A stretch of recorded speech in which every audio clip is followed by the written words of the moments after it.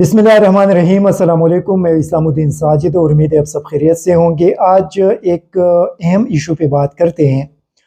और यकीनी तौर पे ये पूरी पाकिस्तानी कौम के लिए इंतहाई शर्मिंदगी का मुकाम है कि पाकिस्तानी कौम का एक शहीद जिन्होंने अपने जान इस कौम के लिए कुर्बान कर दी और आज उस शहीद के ख़ानदान एक इंतहाई मुश्किल सूरत हाल से गुज़र रही हैं। आप लोगों को याद होगा अरशद शरीफ ने पाकिस्तानी अवाम के लिए जान की कुर्बानी दी। वो पाकिस्तान छोड़कर गए, कीनिया के अंदर बड़े सख्त हालात में रहे और वहाँ पे उनको बड़ी बेदर्दी के साथ शहीद किया गया। लेकिन अक्टूबर से लेकर आज तक अरशद शरीफ के ख़ानदान को इंसाफ न मिल सका। और इंसाफ तो दूर की बात, जो एक नई खबर है वो ये है कि इस वक्त सुप्रीम कोर्ट का कोई भी वकील अरशद शरीफ के ख़ानदान का वकील बनने के लिए तैयार नहीं है। ये हमारे लिए इंतहाई अफसोस और इंतहाई शर्मिंदगी का मुकाम है कि सैकड़ों वकला, शायद सुप्रीम कोर्ट के कितने वकला साहिबान होंगे, लेकिन उनमें कोई भी अरशद शरीफ का केस लेने के लिए तैयार नहीं, क्योंकि जो वकला साहिबान के साथ उनके ख़ानदान ने बात की थी और वो एग्री कर गए थे। कल मैं अबू ज़र सलमान को सुन रहा था, जो अरशद शरीफ के दोस्त है और ख़ुद एक वकील भी है, और वो बता रहे थे कि 4 वकला जिनके साथ उनके फैमिली ने बात की थी वो चारों के चारों भाग गए हैं और कोई भी उनका केस लेने के लिए तैयार नहीं है। ये हमारे लिए एक सोचने का मुकाम है कि 22 करोड़ आबादी के इस मुल्क के अंदर और पाकिस्तान जैसे एक बहादुर और गयूर कौम के अंदर अपने शहीद के ख़ानदान को इंसाफ देने के लिए एक भी वकील सामने नहीं आ सकता, क्योंकि जो भी वकील सामने आता है और वो उनके केस को देखता है तो पीछे हट जाता है, क्योंकि उनके ख़ानदान ने जिन लोगों के नाम लिए हैं वो इतने ताकतवर हैं पाकिस्तान के अंदर कि उनके नाम देखकर कोई भी उनका केस लेने के लिए तैयार नहीं हो जाता। इस वक्त पाकिस्तान के अंदर 3 ऐसे केसेस हैं जिस पे पूरी कौम की नज़र है, और मेरे ख्याल में ये कोई 90s नहीं है कि आप अपने मर्ज़ी के मुताबिक जो कुछ भी आप चाहे वो करें और मीडिया को कंट्रोल करके कौम को तारीकी में रखे कि उनको किसी भी चीज़ के हवाले से कोई इल्म नहीं होगा। लेकिन ये 2023 है और इस 2023 के दौरान पाकिस्तानी कौम की 3 केसेस के ऊपर नज़र है और उसको बड़ी गहराई के साथ हर कोई पाकिस्तानी देख रहा है। एक अरशद शरीफ शहीद की शहादत है, उसके बाद फिर इमरान खान पे कातिलाना हमला है, और तीसरा इशू पंजाब के अंदर इस वक्त जो पॉलिटिकल क्राइसिस चल रहे हैं उसको कौम देख रही है कि इसके अंदर कौन लोग रुकावटें डाल रहे हैं, कौन लोग यहाँ पे इंसाफ के रास्ते में रुकावट बन रहे हैं और कौन लोग सियासी पॉलिटिकल इंजीनियरिंग करके तहरीक इंसाफ के ख़िलाफ़ एक परीक के तौर पे किरदार अदा करते हैं। ये तीनों चीज़ें कौम के सामने हैं। अरशद शरीफ शहीद की केस के हवाले से जो 2 रुकनी फाइंडिंग कमेटी बनी थी और उन्होंने एक तफसीली रिपोर्ट तैयार की थी, जो सुप्रीम कोर्ट के अंदर जमा होने के बाद फिर सुप्रीम कोर्ट ने एक और JIT बनाई और उस रिपोर्ट के अंदर कुछ ऐसे इंकशाफात किए गए थे जिसकी वजह से शायद ये अभी सुनने में आ रहा है कि उस कमेटी के एक रुकन को OSD बना दिया गया, अफसर बकार ख़ास बना दिया गया,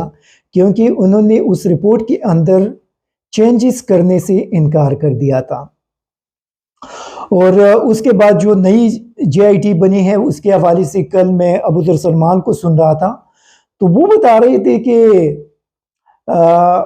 अरशद शरीफ के ख़ानदान को इससे किसी भी किस्म के इंसाफ की तवक्को नहीं है, क्योंकि जो सवालात वो पूछ रहे हैं, जिस तरीके से वो इन्वेस्टिगेशन कर रहे हैं, तो उससे ये अंदाज़ा लग रहा है कि ये लोग इस केस के तह तक पहुंचना नहीं चाहते, क्योंकि जो 16 FIRs हो चुके थे उनमें से जिन लोगों को बुलाया गया है تو یہ ابھی تو جب رپورٹ آئے گی تو اس میں پھر یہ ساری چیزیں سامنے آ جائیں گی کہ ان لوگوں نے کس کے کہنے پہ وہ ایف آئی آر کیے تھے، لیکن ان کے خاندان نے اس جے آئی ٹی کے 2 ممبران کے اوپر اعتراض کیا ہے کہ چونکہ ان ممبران کا تعلق جن اداروں سے ہیں، ان کے پاورفل جو آفیسر ہے ان کے خلاف ان کے نامز ارشد شریف کے خاندان نے اپنے کمپلینٹس کے اندر شامل کر دیے ہیں۔ اسی وجہ سے یہ لوگ اپنے آفیسرز کے خلاف کبھی بھی منصفانہ طریقے سے تحقیقات نہیں کر سکتے۔ اس کے بعد پھر عمران خان پہ قاتلانہ حملے کے حوالے سے جو جے آئی ٹی بنی اور اس کے حوالے سے پھر یہ رپورٹ سامنے آ گئی کہ جے آئی ٹی کے اراکین پہ بہت سخت دباؤ ہیں، اور دباؤ 2 چیزوں کے لیے ہیں۔ ایک دباؤ اس کے لیے ہے کہ آپ اپنے رپورٹ کے اندر عمران خان پہ جو قاتلانہ حملہ ہوا اس کے اندر 3 لوگ شامل نہیں ہیں، صرف ایک ہے جو اس وقت گرفتار ہے، باقی 2 جو وہاں پہ بتائے گئے ہیں وہ آپ لوگ واپس لیں۔ دوسرا، لاہور کے اندر مسلم لیگ کے کچھ وزراء کے خلاف جو ایف آئی آر اس سلسلے میں درج کی گئی تھی اس کو اس جے آئی ٹی کا حصہ نہ بنائے، اور آج میں ڈان اخبار کو دیکھ رہا تھا کہ اس جے آئی ٹی کے جو چیف رکن جے آئی ٹی تھی اس کے 4 اراکین نے سیم وہی کمپلینٹ کی ہے کہ جے آئی ٹی کے اندر جو اس کے سربراہ ہے یا کنوینئر ہے، انہوں نے جو رپورٹ عدالت کے اندر سبمٹ کی ہے اس کے اندر ان اراکین کے رائے شامل نہیں ہے، اور وہ جو حملہ آور تھے وہ 3 نہیں تھے، 1 تھا۔ اور یہ جو ایف آئی آر لاہور کے اندر ہوئی ہے وہ F I R J I T کا حصہ بنانے کی ہم نے سفارش نہیں کی۔ تو ابھی آپ دیکھ لیں کہ مطلب ڈی آئی جی اور S P S P level کے آفیسرز ہیں، تو ان پہ کس نے دباؤ ڈالا، ان کو کس نے دھمکیاں دی، ان کو سنگین نتائج کی دھمکیاں کہاں سے ملے کہ یہ لوگ پیچھے ہٹ گئے۔ تو اس سے آپ اندازہ لگا سکتے ہیں، اور ابھی تو عمران خان کھل کر کہہ رہے ہیں کہ ابھی تو ان کو یقین ہو چکا ہے کہ عمران خان پہ قاتلانہ حملے کے پیچھے طاقتور لوگوں کا ہاتھ تھا، اور یہ سارا جو منصوبہ بندی تھی وہ طاقتور لوگوں نے کی تھی۔ ورنہ آپ دیکھ لیں کہ ایک ڈی پی او اپنے موبائل سے ویڈیو بناتے ہیں، اسلام آباد بھیجتے ہیں، اور فوری طور پہ چند صحافیوں کے ساتھ وہ ویڈیو شیئر کی جاتی ہے، اور وہی صحافی اس کو وائرل کرنے کی کوشش کرتے ہیں، کیونکہ یہ آپ دیکھ لیں جو بھی اس وقت بیکاری ہے، جو بغل بچے ہیں، ان کا ایک مخصوص گروپ ہے، اور اس گروپ کو آپ دیکھ لیں تو وہ گروپ ہمیشہ صرف ایک اینگل سے چلتے ہیں اور ایک مخصوص نریٹیو کو بلڈ کرنے کی کوشش کرتے ہیں۔ تو یہ جو بغل بچے ہیں، یہ جو صحافی ہے، یہ کس کے لیے کام کر رہے ہیں؟ پاکستانی قوم اس پہ میرے خیال میں کھل کر بات کرنا کافی مشکل ہے، لیکن کم از کم آپ لوگوں کو اندازہ ہوا ہوگا کہ یہ کس کے لیے کام کرتے ہیں، اور ان لوگوں کے ساتھ پھر وہ ویڈیو کس نے شیئر کی، اور کیوں ان کے ذریعے عمران خان پہ قاتلانہ حملے کو مذہبی رنگ دینے کی کوشش کی گئی۔ یہ اسی وجہ سے ابھی عمران خان اور تحریک انصاف کی باقی قیادت بھی یہی کہہ رہے ہیں کہ یہ جو ایک منظم منصوبہ بندی کے تحت یہ حملہ عمران خان پہ کروایا گیا، اور ابھی اصل جو منصوبہ ساز ہیں ان تک پہنچنے میں رکاوٹیں کڑی کی جا رہی ہے۔ ارشد شریف کے کیس کو دیکھ لیں، وہاں پہ کون دباؤ ڈال رہے ہیں، ارشد شریف کے قاتلوں تک پہنچنے میں کون رکاوٹیں ڈال رہے ہیں۔ یہاں پہ عمران خان کو دیکھ لیں کہ عمران خان کے کیس کے اندر وہ کون ہے جو اتنے سینئر آفیسر کو پہ دباؤ ڈال کر، مبینہ طور پہ ان پہ دباؤ ڈال کر، اور آج انہوں نے باقاعدہ ایک قسم کی بغاوت کر دی وہاں سے۔ تو مطلب یہ کام پاکستان کے اندر کون کر سکتا ہے؟ پھر پنجاب اسمبلی کو دیکھ لیں، پنجاب اسمبلی کو وہاں پہ تحریک انصاف اور قاتل لیگ کے پاس تقریباً 190 191 اراکین ہیں، ایک کلیئر میجورٹی ان کے پاس ہے،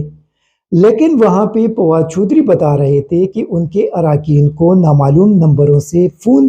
آ رہے ہیں، ان کو دھمکیاں دی جا رہی ہے، ان سے کہا جا رہا ہے کہ آپ اسمبلی اجلاس میں شرکت نہیں کریں گے۔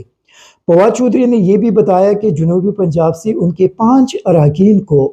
1 ارب 20 کروڑ روپے رشوت دینے کی کوشش کی گئی، ان کو آفر کی گئی کہ آپ 1 ارب 20 کروڑ روپے لیں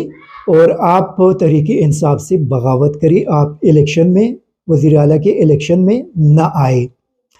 پھر آپ دیکھ لیں کہ وہاں پہ پنجاب اس سے پہلے جو مبینہ طور پہ چیف سیکرٹری کو کمرے میں بند کر کے ان سے غیر قانونی طریقے سے دستخط کروایا گیا، وہ کس نے کیا؟ پھر پنجاب کے گورنر کو دیکھ لے، اس نے جو ایک وزیر اعلیٰ کو اعتماد کا ووٹ لینے کے لیے جو طریقہ کار اپنایا، ان ساری چیزوں کو آپ دیکھ لے تو اس وقت میرے خیال میں یہ ساری چیزیں کلیئر ہے کہ پاکستان کے اندر وہ کون ہے جو اس پوری کہانی کے پیچھے پڑے ہوئے ہیں۔ اور ابھی تو فواد چودھری نے آرمی چیف سے مطالبہ بھی کیا کہ وہ ایک انڈیپینڈنٹ انکوائری کرے اور یہ پتہ کرے کہ اس پوری جو ایک کہانی ہے اس کے پیچھے کون لگے ہوئے ہیں اور وہ کون لوگ ہیں جو اس قسم کے غیر قانونی ہتھ کنڈے استعمال کر رہے ہیں۔ اور یہ میرے خیال میں آرمی چیف کو اس کا فوری طور پہ نوٹس بھی لینا چاہیے، ان کو ایک انڈیپینڈنٹ انکوائری بھی آرمی کے اندر کرنی چاہیے اور ان کو دیکھنا چاہیے کہ ان ساری چیزوں کے پیچھے کون ہیں۔ جو فواد چودھری نے مطالبہ کیا ہے میرے خیال میں اس پہ آرمی چیف کو ایکشن لینا چاہیے۔ اس کے ساتھ ساتھ پاکستانی قوم کے لیے ایک اور بری خبر یہ ہے کہ اوگرا نے گیس کی قیمتوں میں 74% اضافہ کر دیا ہے، اور یہ اضافہ پچھلے سال جولائی سے کیا گیا ہے۔ مطلب جو ہم غریب اور کیڑے مکوڑے پاکستانی ہیں، ابھی ہم جو بل دیں گے، ہم گیس کے محکمے کو پچھلے جولائی سے یہ جو 74% اضافہ ہے یہ بھی ان کو ادا کریں گے۔ آلریڈی پاکستانی قوم ایک بڑی مشکل میں ہے، ایک بدترین قسم کی مہنگائی ہے اس وقت پاکستان کے اندر۔ آٹا کہیں بھی نہیں مل رہا، جو مل رہا ہے وہ آپ کو 3,500 روپے میں 20 کلو آٹا بڑی مشکل سے مل جاتا ہے۔ اس کے ساتھ ساتھ یہ صورتحال ہے کہ لوگ جو سرکاری آٹا لینے کے لیے جاتے ہیں وہاں پہ قطاروں میں کھڑے ہوتے ہیں۔ آلریڈی میرپور خاص کے اندر ایک بندہ اس کے اندر شہید ہوا، کافی سارے کچھ جو لوگ ہیں وہ اس کے اندر زخمی ہوئے۔ اس کے لیے مسلح لوگ بندوقوں کے نیچے لا کر وہاں پہ بٹھاتے ہیں، کھڑے کرتے ہیں اور لوگ آ کر ان بندوقوں کے نیچے سے پھر آٹا حاصل کرتے ہیں۔ یہ ایک بدترین صورتحال اس وقت پاکستان کے اندر چل رہی ہے۔ یہ اس وقت یہ صورتحال ہے کہ آپ کو اگر آٹا بھی لینا ہے تو آپ اپنا شناختی کارڈ لے جا کر وہاں پہ قطار میں کھڑے ہوں گے، شناختی کارڈ دیں گے، وہاں پہ آپ کا پورا جو ڈیٹا ہے اس کا اندراج ہوگا اور اس کے بعد پھر آپ کو 10-20 کلو کا آٹا ملے گا۔ یہ ایک بدترین صورتحال پاکستان کے اندر کریٹ کر دی گئی۔ پھر آپ دیکھ لیے جو ابھی جنیوا کے اندر جو کانفرنس ہوئی اور وہاں پہ آج پاکستانی اخبارات کے اندر فرنٹ پیج پہ بڑے بڑے اشتہارات پبلش کر دیے گئے ہیں۔ کروڑوں روپے پاکستانی قوم کی ان اشتہاروں پہ خرچ کر دیا گیا، وہاں سے ابھی تک ایک بھی ڈالر نہیں آیا، لیکن یہاں پاکستان کے قوم کے خزانے سے کروڑوں روپے ان اشتہارات پر صرف اس لیے خرچ کر دی گئی کہ انٹرنیشنل کمیونٹی نے پی ڈی ایم کی قیادت پہ اعتماد کیا۔ حالانکہ میں وہاں پہ جگڑا صاحب کو سن رہا تھا اور اس نے کہا کہ اس کانفرنس کے اندر تمام لوگوں نے جو ایک بات کہی وہ یہ تھی کہ اس کی ٹرانسپیرنسی کو یقینی بنایا جائے۔ مطلب اتنا وہاں پہ آنے والے لوگ پاکستان پہ اعتماد نہیں کر رہے تھے اور بار بار ٹرانسپیرنسی کی بات کر رہے تھے۔ پاکستان پہ وہ لوگ کس طرح اعتماد کریں گے جب پاکستان کے حکمران جماعتوں کے قائدین کے اربوں ڈالر بیرونی دنیا میں پڑے ہیں، اور وہ جا کر وہاں پہ باہر دنیا میں بھیک مانگتے ہیں، تو سب سے پہلا سوال جو وہاں پہ لوگوں کے ذہن کے اندر آئے گا وہ یہ ہوگا کہ اگر آپ لوگ اپنے ملک سے اتنے زیادہ مخلص ہیں تو آپ اپنے ان اربوں ڈالر کو باہر دنیا سے اٹھا کر اپنے ملک کے اندر کیوں نہیں لے کر جاتے؟ آپ کی یہ جو باہر دنیا کے اندر بڑے بڑے کاروبار ہے، یہ کاروبار آپ اپنے ملک کے اندر شفٹ کیوں نہیں کرتے؟ تیسرا سوال لوگوں کے ذہن کے اندر یہ ہوگا کہ اگر آپ اتنے غریب ہیں تو آپ نے ایک بڑا قافلہ اس کانفرنس کے لیے وزراء اور آفیشل کا قافلہ اٹھا کر یہاں پہ کیوں لے کر آیا ہے، اور پھر وہاں پہ مہنگے ترین ہوٹلوں کے اندر آپ لوگ سٹے کیوں کر رہے ہیں؟ ایک اور چیز جو وہاں پہ لوگوں نے دیکھا ہوگا اور ان کے ذہنوں کے اندر آیا ہوگا کہ اس غریب ملک کا وزیر اعظم یہاں پہ مہنگی ترین گاڑیوں کے اندر گھومتے پھرتے اور یہاں پہ آتے ہیں، وہ یہ بھی دیکھ رہے ہوں گے کہ اس ملک کے वफाकी काबीना की जो साइज़ है वो तकरीबन 80 वज़रा पर मुश्तमिल हैं और उसमें काफ़ी सारी पार्लिमानी सेक्रेटरीज़ भी है। अगर ये हुकूमत चाहे तो अपने मुल्क को 15 वज़रा से भी चला सकते हैं, लेकिन उन्होंने ऐसे वज़रा भी अपने काबीना के अंदर डाल दिए हैं जिनके पास कोई महकमा नहीं, वो अपने कौम की कोई खिदमत नहीं करती, लेकिन उनको अपने ख़जाने से मराहत दे रहे हैं। वो ये भी देख रहे होंगे कि उस मुल्क की हुकूमत अपने ज़ाती तशहीर पे वहाँ पे करोड़ों रुपए खर्च कर रहे हैं और 2 अरब रुपए सिर्फ मीडिया कैंपेन के लिए मंजूर कर दी गई है ताकि इन लोगों की ज़ाती तशहीर हो जाए और ये लोग आकर यहाँ पे हमें कहते हैं कि हमारे साथ मदद की जाए। आपके इसाक डार की ये सिचुएशन है कि IMF उनके साथ एक किस्म के बैठने के लिए और उनके साथ एग्रीमेंट को आगे बढ़ाने के लिए तैयार नहीं है। IMF को उनकी कारकर्दगी पे सवालात हैं। ये आपके वो इसाक डार साहब है जिसने आपकी इकॉनमी को तबाह कर दिया। ये आपकी PDM के वो जरदारी, नवाज शरीफ, शहबाज शरीफ, मौलाना फजल रहमान, ANP, MQM वगैरह हैं जिन्होंने 9 महीने के अंदर अंदर पाकिस्तान की इकॉनमी को तबाह कर दिया और लोगों के लिए ज़िंदगी अजाब बना दिया। ये वो हुकूमत है जो 9 महीने के अंदर एक पुरअमन मुल्क को सिक्योरिटी मुश्किलात के अंदर धकेल दिया और आज आपके पाकिस्तान के अंदर बम धमाके हो रहे हैं और आपकी पुलिस और फौजी जवानों पे एक बार फिर हमले हो रहे हैं। ये इन लोगों की कारकर्दगी है, ये वही लोग हैं। वैसे लग तो ऐसा रहा है कि ये सारी चीज़ें बज़ाहिर जानबूझकर की जा रही है, क्योंकि इन लोगों को पता है कि इलेक्शन के अंदर इनको तो कोई वोट नहीं मिलेगा, अवाम इनको इलेक्ट नहीं करेंगे, तो ये लोग अभी से बारूदी सुरंगें बिछा रहे हैं मईशत के अंदर भी और सिक्योरिटी मैदान के अंदर भी कि नेक्स्ट परस करे जो भी हुकूमत आएगी और डेफिनेटली इमरान खान आएंगे। अगर इमरान खान आ जाए तो उनके लिए इतने बारूदी सुरंगें बिछाया जाए कि फिर इमरान खान उसको डिफ्यूज़ करने में 5 साल गुजारे और वो कौम के लिए कुछ भी न कर सके। लग तो ऐसा रहा है कि ये एक प्री प्लान मंसूबे के तहत ये सारी चीज़ें किए जा रहे हैं। बदकिस्मती ये भी है कि ये जो मैंने पहले जिक्र किया फवाद चौधरी का, कि उनके अरकान को नामालूम नंबरों से कॉल्स किए जा रहे हैं, उनको दबाया जा रहा है, उनके अरकान को 1 अरब 20 करोड़ रुपए की ऑफ़र दी गई है। अगर पाकिस्तान के अंदर इलेक्शन कमीशन आज़ाद होता और इलेक्शन कमीशन एक मखसूस इत्तेहाद के पीछे न भागता तो आपके ख्याल में अभी तक तो कानून तो यही कहता है कि उनको अभी तक नोटिस लेना चाहिए था कि फवाद चौधरी के इस बयान पे नोटिस लेकर उनको बुलाते कि अपने उन MPs को बुलाए जो 5 MPs हैं और उनको बिठाते और उनसे पूछ देते कि आप लोगों को किसने ये ऑफ़र किए हैं, और जब वो MPA उनको बता देते कि ये प्ला बंदे हैं तो उसके बाद इलेक्शन कमीशन पूरी तौर पे नोटिस लेकर विदिन 1 और 2 वीक्स उन लोगों को डिस्क्वालीफाइड कर देते। अगर ये PDM के हैं तो उनके